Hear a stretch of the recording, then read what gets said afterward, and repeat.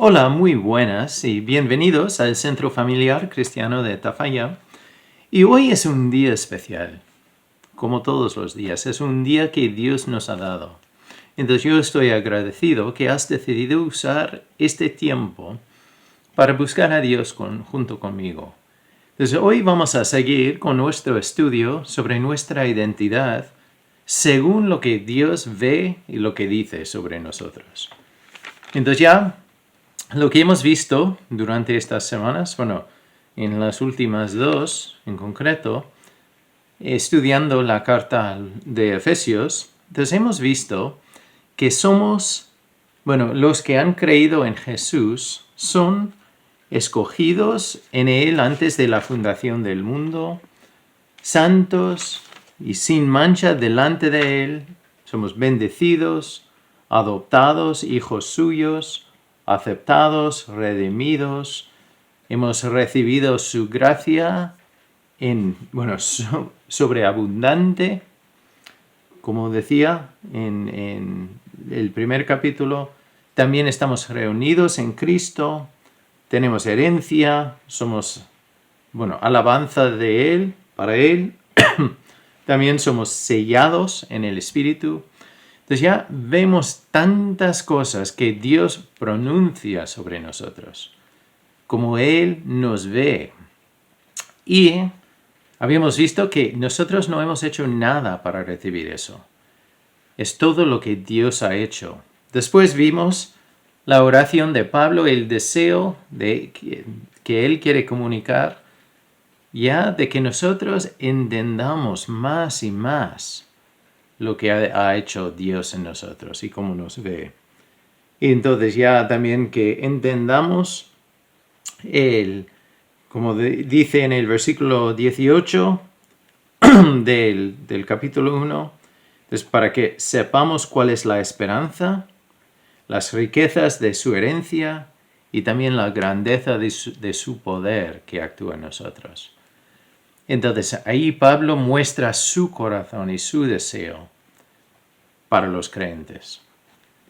Y ahora vamos a seguir ya viendo lo que nos dice sobre quiénes somos y qué es lo que Dios ha hecho para nosotros. Estamos en el capítulo 2 de Efesios y el versículo 1 y dice: y Él os dio vida a vosotros. Entonces también vemos otra cosa, porque hoy vamos a ver nuestro antes y después, y quién intervino, y después al final el por qué hizo todo eso. Pero es importante, otra vez veremos que se trata de Él, no de mí, no de ti. No puedo ganar el favor de Dios, ni tú tampoco. Pero vemos aquí que, como dice Pablo, y Él os dio vida a vosotros. Dios nos da vida. Igual la pregunta lógica es, ¿pero por qué necesito vida? Estoy vivo. Vamos a seguir leyendo. Y Él os dio vida a vosotros cuando estabais muertos en vuestros delitos y pecados, en los cuales anduvisteis en otro tiempo, siguiendo la corriente de este mundo, conforme al príncipe de la potestad del aire, el espíritu, que ahora opera en los hijos de desobediencia, entre los cuales también todos nosotros vivimos en otro tiempo, en los deseos de nuestra carne, haciendo la voluntad de la carne y de los pensamientos, y éramos por naturaleza hijos de ira, lo mismo que los demás. Entonces aquí, para comenzar, Pablo nos da una imagen muy clara. No dice que eras esclavo al pecado o atado al pecado o atrapado por el pecado. Dice, estabais muertos. Entonces, en vuestros delitos y pecados. Muertos, ya es una imagen muy clara. Entonces, una persona muerta no puede hacer nada por sí mismo o sí misma. Es que es imposible, no puede. Pero en ese momento, como Pablo decía al principio, Él, no digo Pablo, digo Él, digo Dios, lo que dice en el pasaje, Él os dio vida a vosotros cuando estabais muertos. O sea, ahí vemos la esperanza, ahí vemos el poder, ahí vemos la realidad de todo lo que ha dicho en el capítulo 1. Ya lo vemos en acción. Y ya entendemos por qué no se trata de nosotros, lo que nosotros podemos hacer. Porque un muerto no puede hacer nada. No tiene fuerzas, no se puede levantar por sí mismo. Y es importante reconocer, porque si estamos jugando el juego de compararse con otro y decir yo soy mejor que otro, tenemos que reconocer lo que dice aquí. Todos nosotros, si no hemos creído en Jesús y así no tenemos esta vida, todos empezamos en ese punto de ser personas muertas. Claro, no estoy diciendo que no estamos viviendo, pero no tenemos esperanza y ya espiritualmente estamos muertos. Pero aquí, pues Pablo lo dice, que todos nosotros anduvimos en otro tiempo en la carne, siguiendo la corriente de este mundo, conforme al principio de la potestad del aire, el espíritu que ahora opera en los hijos de desobediencia. Todos nosotros hemos sido desobedientes, entre los cuales también todos nosotros. O sea, yo no puedo decir, no, es que yo estaba menos muerto que tú. Entonces ya cuando una persona está muerta, no se dice, bueno, solo está un poco muerta. Entonces, ¿es o no es? No hay un entremedio. Eso es lo que Dios quiere quitar de nuestro concepto. De comparar entre nosotros y decir, mira, no soy como esa persona, entonces yo voy bien. Intento hacer bien a los demás. No hago daño a nadie. Eso no es suficiente. Porque ahí realmente lo que estoy haciendo es compararme con esa persona que es egoísta. Y no hace nada para nadie. Entonces soy mejor que él. Estoy un poco menos muerto que él. No tiene sentido. Entonces, aquí Pablo explica muy claro que todos nosotros estábamos muertos. Y si, por ejemplo, si tú no has creído en Jesús aún, tú sigues estando muerto espiritualmente. Y entonces, ahí lo dice que todos nosotros. Y después dice que éramos por naturaleza hijos de ira. Lo mismo que los demás. Otra vez, entonces ya todo el grupo. La única forma de salir de ese grupo es por lo que Dios ofrece. Y eso llegaremos ahí. Pero es importante ver bien claro cuál es nuestro comienzo. Todos nosotros partimos del mismo sitio, de ser hijos desobedientes, ya hijos de ira, muertos espiritualmente, sin esperanza y sin Dios. Pero ya es importante no parar ahí, porque llegamos al versículo 4. Ya vemos que hay un cambio, porque entonces pinta un cuadro de problemas. Y dice, pero Dios, que es rico en misericordia por su gran amor con que nos amó, aun estando nosotros muertos en pecados, nos dio vida juntamente con Cristo. Por gracia sois salvos. Y juntamente con Él nos resucitó y asimismo nos hizo sentar en los lugares celestiales con Cristo Jesús. Entonces, vemos allí el pero.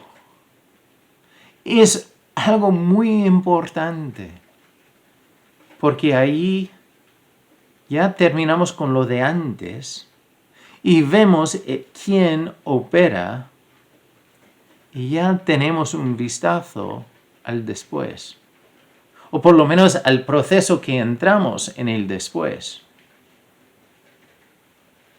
Entonces es como esos anuncios que ves, igual una persona que tiene sobrepeso y ya hace un programa especial, entonces ves la foto de antes y ves la foto después de 6 meses y ya no parece como la misma persona. Eso es lo que Dios hace en nosotros. Es lo que Dios hace en nosotros, si estamos dispuestos de dejarle a Él hacer la obra y recibir la gloria. Entonces, eso es importante. Porque aquí otra vez vemos que Él nos dio vida. Y no solo nos dio vida, porque eso nos deja a nosotros en el centro, pero juntamente con Cristo, por gracia sois salvos. Gracia sale más veces, ha salido varias veces en el primer capítulo. Aquí también vemos que somos salvos por gracia, no por ser mejor que esa persona. No por ser, entre comillas, una buena persona. No podemos ser suficientemente bueno para llegar, para recibir salvación. Da igual el número de obras buenas que yo he hecho. Aquí vemos que somos salvos por gracia. Gracia es esa palabra que quiere decir lo no merecido, lo inmerecido. Que Dios nos da algo que no merecemos. Aquí hace referencia a la salvación. Entonces no podemos ganarla. Y juntamente con Cristo, dice en el versículo 6, y juntamente con Él, con Jesús, nos resucitó. Y asimismo nos hizo sentar en los lugares celestiales con Cristo Jesús. Realmente el concepto es en Cristo Jesús, en su cuerpo. No es que ya soy una persona que tengo autoridad y que soy importante. No, es que yo ya formo parte del cuerpo de Dios. Eso es mucho mejor que sentarme solo y ser una persona importante en los ojos de los demás. Tengo la bendición y el privilegio de ser parte del cuerpo de Dios, el Todopoderoso, el Dios de amor, el juez perfecto, el Creador. Formamos parte de Él, de su cuerpo, de su iglesia. Entonces, seguimos. Y nos dice más. Dice en el versículo 7, después de que nos hizo sentar en los lugares celestiales con Cristo Jesús, para mostrar en los siglos venideros las abundantes riquezas de su gracia, en su bondad para con nosotros en Cristo Jesús. Entonces, su gracia y bondad deben brillar de nosotros.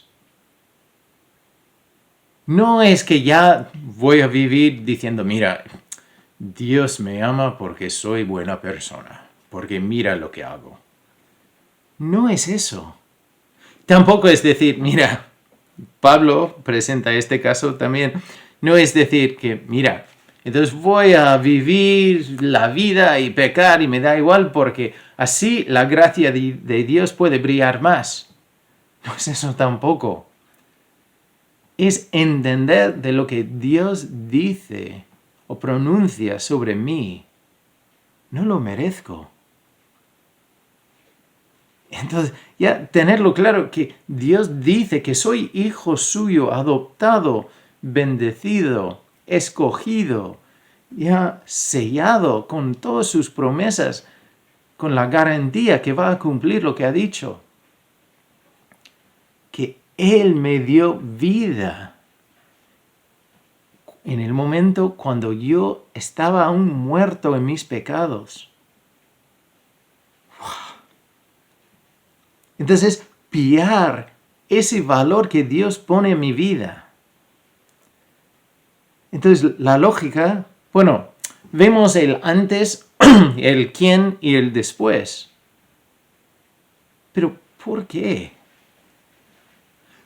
¿Por qué hace Dios todo eso para nosotros? Igual estás pensando, es que mira, yo soy buena persona. Pero ya hemos hablado de eso. Si estás pensando que eres buena persona, es porque te estás comparando con otra persona. Y incluso jugar ese juego, te puedo prometer que como siempre puedes encontrar a una persona peor, también puedes encontrar a alguien mejor que tú. Pero nuestra meta para compararnos no es aquella persona. Si quieres jugar ese juego, hay que compararse ante Dios, ante Jesús, porque Jesús vivía, como dice la palabra de Dios, fue tentado igual como nosotros, pero sin pecar. Ni en sus pensamientos, ni en sus acciones, en ningún momento. Entonces, si quieres compararte con alguien, tienes que hacerlo delante de Dios. O puedes recibir ya el regalo tan grande que Dios nos ofrece, de su gracia abundante y su riqueza de misericordia, que es no darnos lo que merecemos. Y así podemos ser santos y sin mancha delante de Él, por lo que Él ha hecho, no por lo que nosotros hemos hecho. Entonces, tú puedes elegir compararte ante Dios o con Dios, o simplemente recibir su gracia con gratitud.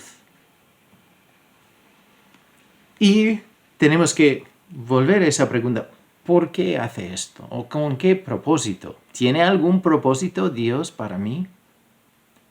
Para contestarlo tenemos que seguir leyendo. Y dice, entonces ya en el versículo 8, porque por gracia sois salvos, por medio de la fe, y esto no de vosotros, pues es don de Dios. Otra vez vemos que es algo que Dios ofrece. Y si yo te doy un regalo, por ejemplo, después me vas a preguntar, bueno, ¿cuánto te debo? No se pregunta eso. Decía, si alguien te da un regalo, lo recibes con gratitud. Ya, con humildad. Entonces ya este regalo de Dios nos debe impactar y debe tener otro impacto en nuestras vidas. Y después, entonces sigue y dice, no por obras para que nadie se gloríe, porque somos hechura suya, creados en Cristo Jesús, para buenas obras, las cuales Dios preparó de antemano para que anduviésemos en ellas. Ahí está la clave. Que nosotros no somos salvos por obras, pero somos salvos para obrar. Dios tiene un propósito para nosotros. Entonces es otra parte de nuestra identidad. Tienes y tenemos vidas con un propósito. No estamos aquí como accidentes. Dios te ha salvado, si has recibido su perdón, te ha salvado para que tú obres. No para merecer la salvación, eso te la da. Y no es por obras. Porque si era por obras, yo puedo presumir, puedo decir, mira, yo soy salvo porque tengo el velo perfecto y hago las cosas perfectas y soy mejor que nadie. Pero no es eso.